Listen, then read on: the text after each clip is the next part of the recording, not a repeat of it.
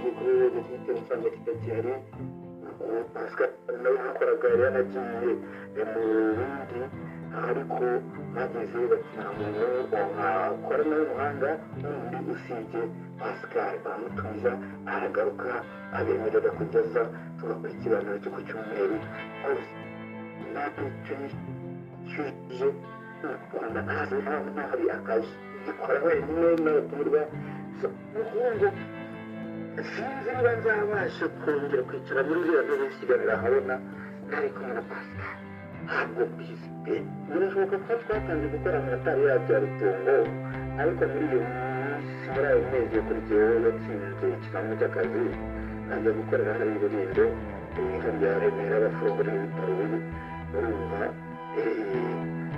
uko cyumweru rero kaza Kigali kugira ngo tunakorane icyo kiganiro yafashije bigeze ko nawe atari akagezemo nibwo yatsindiye n'umukiraro cyo kuyobora ishami ry'itumanaho mu bitaro bya CHUK kandi abakozi bakoranaga nawe yabo yayoboraga narababonye ku gusura uburere bw'umurenge donc ukweze ku rwego rw'umurenge narababonye intumwa zari zaje zihagarariye abandi.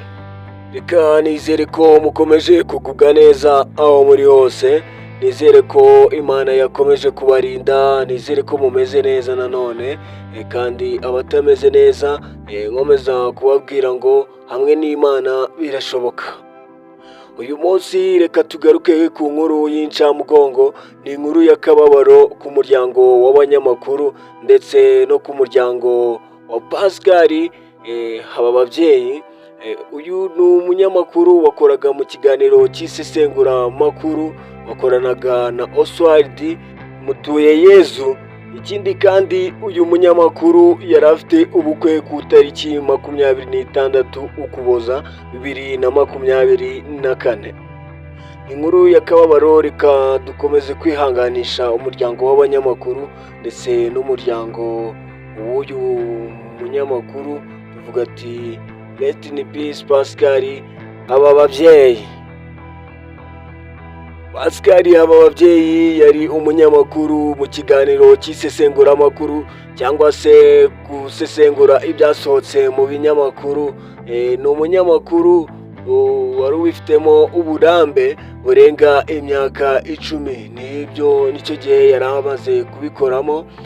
Uyu munyamakuru kandi yaraherutse no kubona akazi keza, akazi ko kuba Director of Communication cyangwa se umuyobozi w'ibijyanye n'itumanaho cyangwa se n'imenyekanisha bikorwa mu bitaro bya CHUK, ibitaro bikuru. Akaba ari akazi yari amenyereye nubwo yibandaga muri politike. Katugaruke ku ncamake y'amateka y'uyu munyamakuru.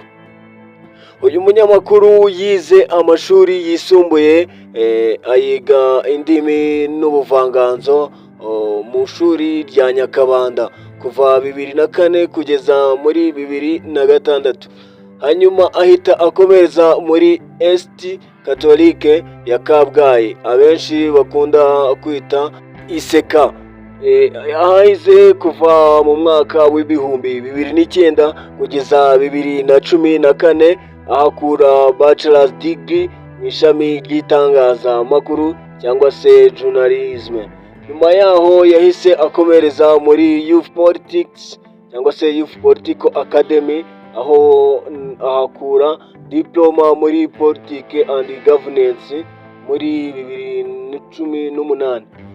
2016 kugeza 2018 yagize cyangwa se yagiye gukora thèse muri Iyerika muri Public International Law. 2009 kugera 2012 yabaye umunyamakuru benshi bakundaga kuri Radio Maria Rwanda, ayikorera imyaka 3 n'ukwezi. Kuva Gashyantare 2012 Nzeri kugeza Nzeri 2024 yakoraga ubunyamakuru abifatanya n'akandi kazi, ibiganiro byo gusesengura inkuru ndetse n'ibiganiro maka kuri Radio Huguka. Ubwo ni ibiganiro maka kuri politiki, abikomereza no kuri TV10. mu kwa 12 2018 kugeza 2024 yakoraga nk'ushinzwe public relation ku bitaro bya Rutongo. Gusa mu mwaka w'ibihumbi 2015 akaba ariho yagiye kuri TV10.